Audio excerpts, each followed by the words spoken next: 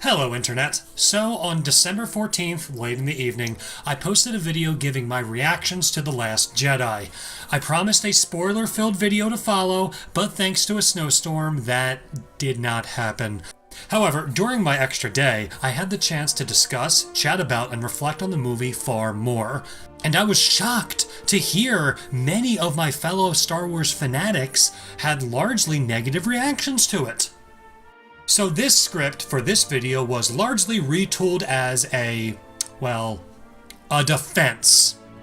My Thursday night video still contains my true feelings. I did love the movie, and I still do, especially after defending it from like a dozen angry rants. But the criticisms I heard and read about ranged from very legitimate to others that were just plain ignorant to the medium of film. So these are my thoughts from one fan to another, and I will include my rating for the movie here, as I neglected to do so in my spoiler-free review on purpose as to not give too much away. I sincerely believe that The Last Jedi was a phenomenal movie. The directing, editing, and overall tone of The Last Jedi was really good, as well as the sound mixing, cinematography, choreography, and the script, with only minor issues in pacing and acting. These are the reasons that the critics love The Last Jedi. It is an objectively well-crafted film, a far cry from sloppy films we've gotten in the past like Rogue One and even Episode 4. However, the fidelity of the craft isn't the question, rather its merit as a Star Wars movie, and the change in the direction of the sequel trilogy. Unlike my previous video on The Last Jedi, I am not holding back. This is your last chance to turn around and go somewhere else if you haven't seen the movie.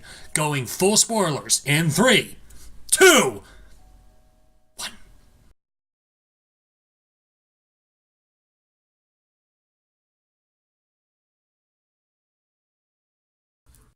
The primary difference between Episode 7 and 8 is the change in director. Where 7 was directed and written by J.J. Abrams, who brought Star Wars back to basics with grand adventure and fun, he also applied his signature penchant for mystery. And Episode 8's Rian Johnson is not that. Episode 8 seemed dedicated to squashing many of the mystery boxes that 7 just seems to delight of itself in, from bluntly stating Rey's parents, to getting Snoke out of the shadows and into full light, to Luke tossing his father's lightsaber over his shoulder.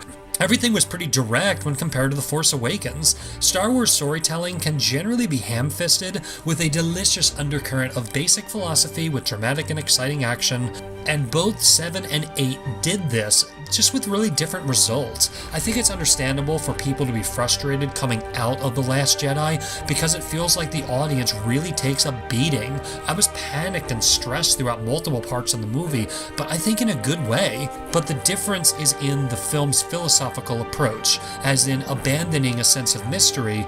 Well, that was a hard pill to swallow, and it will have huge effects on the direction of the sequel trilogy. Which leads me to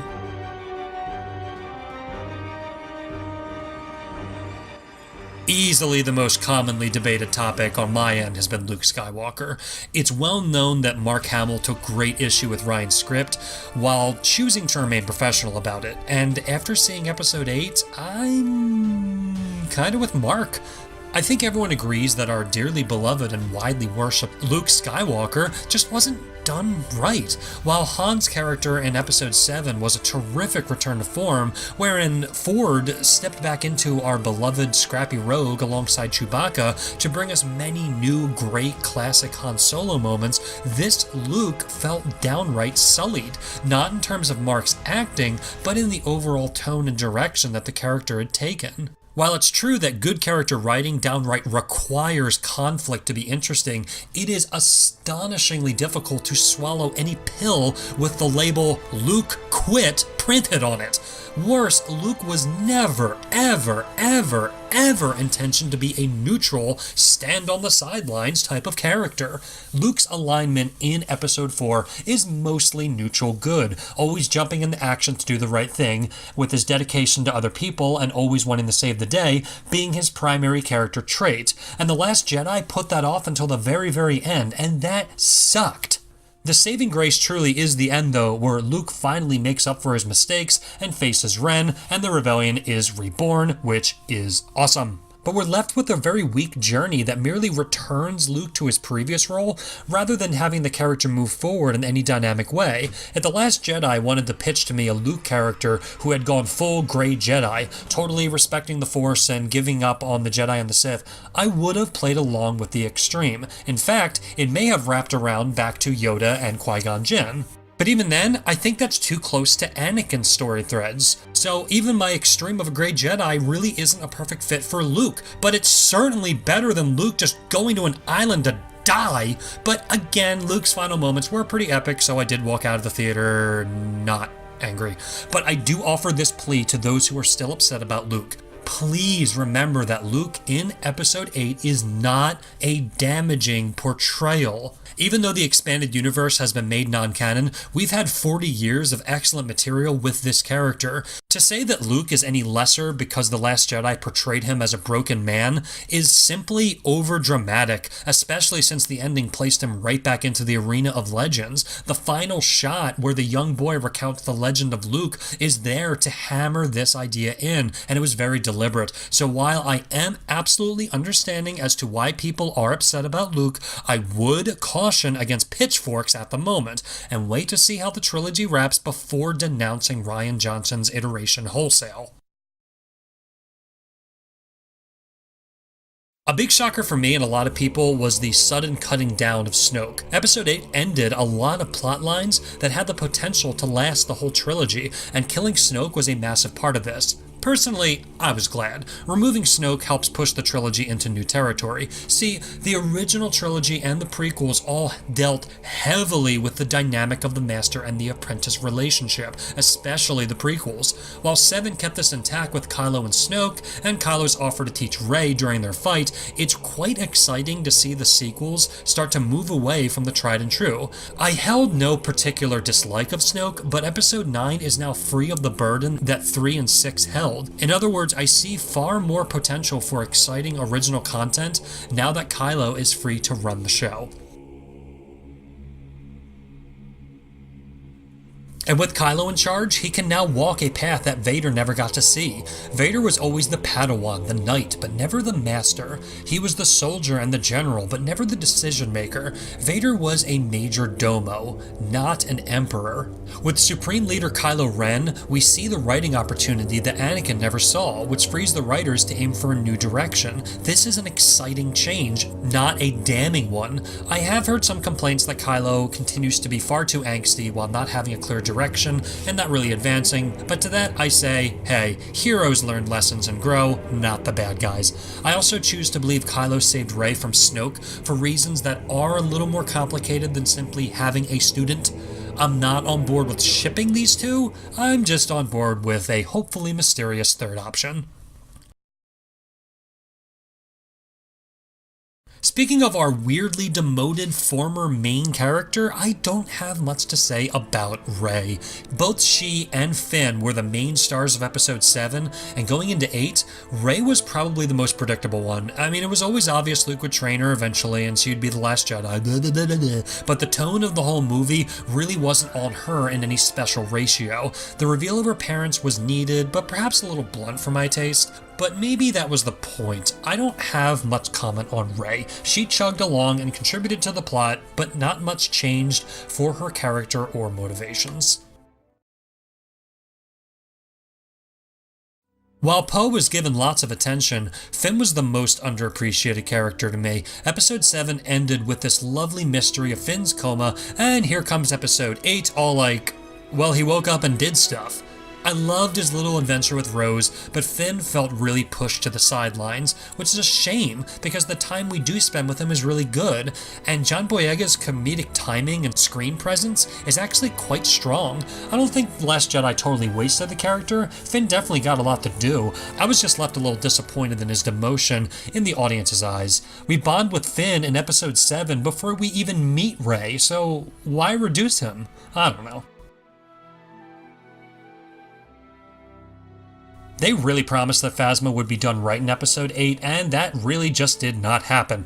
We get one fantastic scene where she moved with ferocity and power, and then she goes out quickly, like a little bitch. She is officially the Boba Fett of the sequel trilogy, a well-designed and probably interesting character who the filmmakers were just not interested in exploring. Boba was killed off more unceremoniously and pathetically, while Phasma's fight scene was better, but it was still brief and a real shame. Phasma had a lot of potential, and I hope future books and comics will give us more. For now, she's history. Gotta chat Leia. They did right by her largely. Her floaty space wizard scene was a little silly, but absolutely cool as hell to see her recover from her situation all on her own. I do admire that Leia was given force powers despite the audience having no official knowledge of her ever being trained. I feel this fits very nicely into the theme of the movie, where the force is being used in ways that are different from what we know and are used to from the Jedi and the Sith. Carrie's acting did majorly improve from episode 7, where I thought her performance was maybe a little weak. The Last Jedi brought her back in a great way, and I'm really dumbfounded as to how episode 9 will proceed without the actress, so I guess we'll see. Carrie Fisher, you will be missed forever. I think I covered most of the major sticking points. The theater I was with, they were really into the humor, and I liked Chewie's little scene with the crying porg, and I liked that Chewie made a friend after Han died. In fact, it was great seeing all the cute critters in episode 8. It really helped remind you of the world we were in, despite all the otherwise radical changes.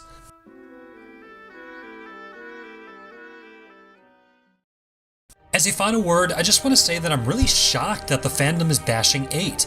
Everyone complained to high heaven of 7's unoriginality and borrowing too many plot elements from the original trilogy, and here comes episode 8 burning away all those borrowed plots and moving on so that 9 can be entirely unique, and people seem to hate it. Please remember that when episode 5 came out, it was seen as an average sequel, and many of the dramatic twists and turns were debated at their time. With episode 8, the exact same thing has happened, only this time people had the Disney hype train to point fingers at.